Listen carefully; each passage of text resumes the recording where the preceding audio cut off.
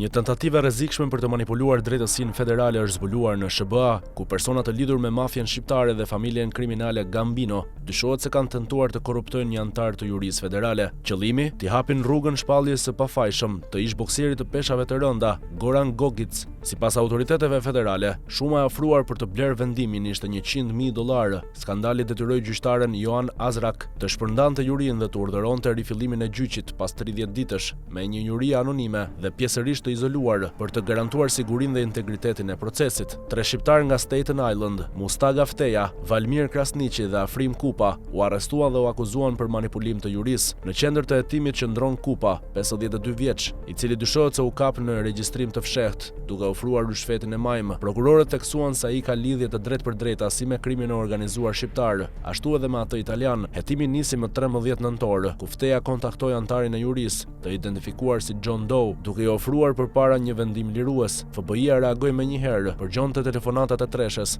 dhe i vëzhgoi nga afër në një bisedë të incizuar në një shtëpi në Staten Island. Dyshja fliste hapur për planin, si do ta paguajmë, pyeste Fteja. Para në dorë, përgjigjej Kupa, sa? 100.000. Komploti u zbulua publikisht vetëm disa orë përpara fillimit të argumenteve hapse në gjyqin e Gogic, 46 vjeç, i cili akuzohet për trafikimin e 22 tonëve kokainë me vlerë $1 miliard.